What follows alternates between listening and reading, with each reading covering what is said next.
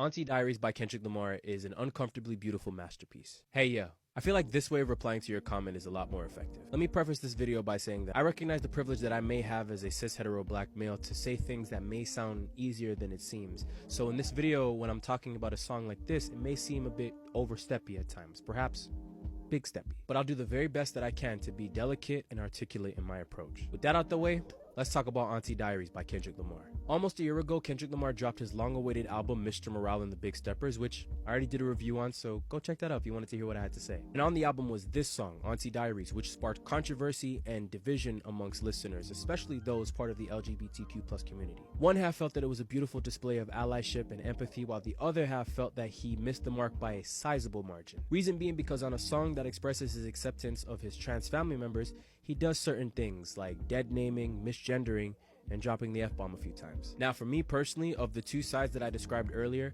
I'm somewhere in the middle because I do see the sincerity of his attempt and the method in the muckiness. When I heard the song, I definitely felt uneasy. Hell, I still feel uneasy and uncomfortable anytime I hear it. I don't ever condone the use of any kind of slur directed towards any community, and to be completely honest with you, I really wish he hadn't done that. That being said, the message that he was trying to deliver in the song was not lost on me. Contextually speaking, this is a song that is a part of an album that displays the imperfections of being human and the setbacks that may come with growth and healing. Many of us have had to unlearn something to understand something new and may have slipped up in our journey. Case in point, I've accidentally misgendered a few people at work a few times. It's not something that I'm proud of, and I definitely feel shitty about it every time I remember it. As hard as we try to be aware of the language we use and the world that's evolving around us, we'll slip up at times.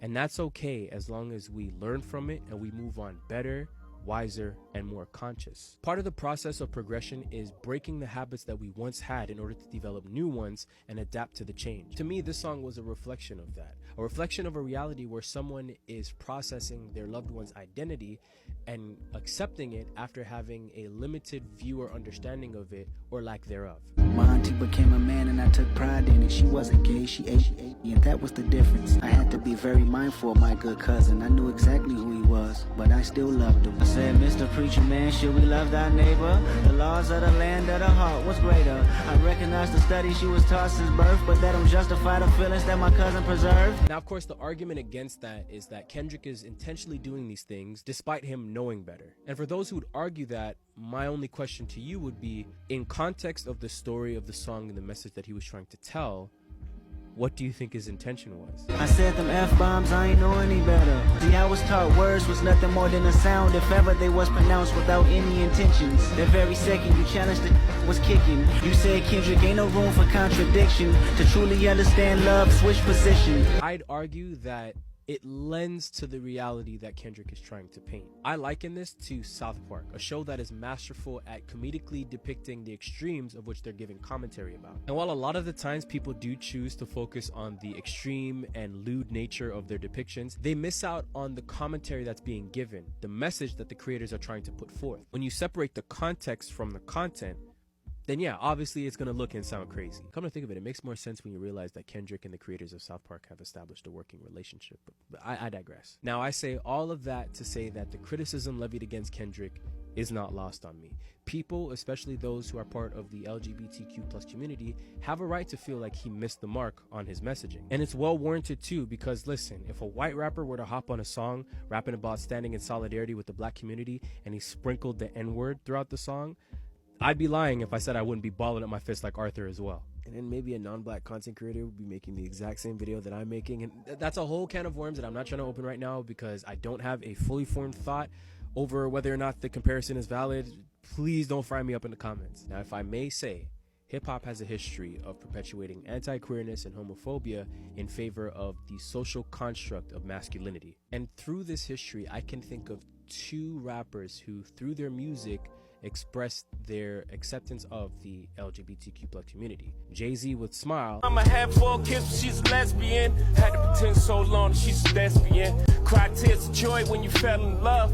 Don't matter to me if it's a him or her. And stay with me here, Macklemore with Same Love. But those that like the same sex have the characteristics. The right-wing conservatives think it's a decision. And God loves all his children is somehow forgotten. But we paraphrase a book written 3,500 years ago. If I was gay, I would think hip-hop hates me. Man, that's gay. Gets dropped on the daily. We become so numb to what we're saying. Damn, it seems like Macklemore is always going to be synonymous with Kendrick Lamar. Now, if you were outside during them times, then you remember that Macklemore's song was highly praised for its willingness to tackle such a taboo issue within the culture. It earned him a Grammy nom and a Grammy win for the album that the song was on. Which, by the way, just a correction from my last video, it did beat Good Kid, Mad City, Not to Pimp a Butterfly. A song that beautifully displayed solidarity and support for the LGBTQ+ community, and it also featured the F-bomb. Culture founded from oppression. Yeah, we don't have acceptance for 'em. Call each other behind the keys of a message board. Funny how criticism of Macklemore's use of the F-bomb on that song never came up in my searches, but hey,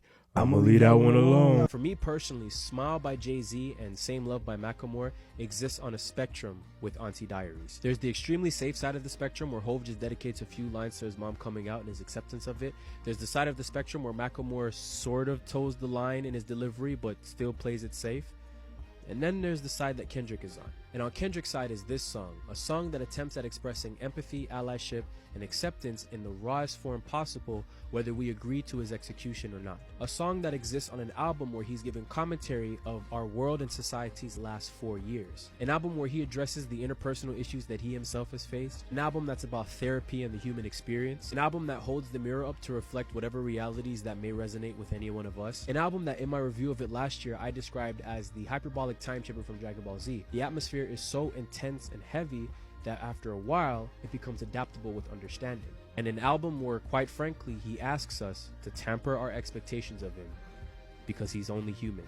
He's not perfect. I understand that this may not be the perfect breakdown or the perfect analysis of a song like this that is so nuanced, especially given the subject matter of which the song is addressing. And again, like I said in the beginning of the video, I have to check my privilege as a cis hetero male who may be saying things in this video that may sound easier than it seems. This type of thought-provoking stuff that Kendrick puts in his art is the reason why he is studied at universities.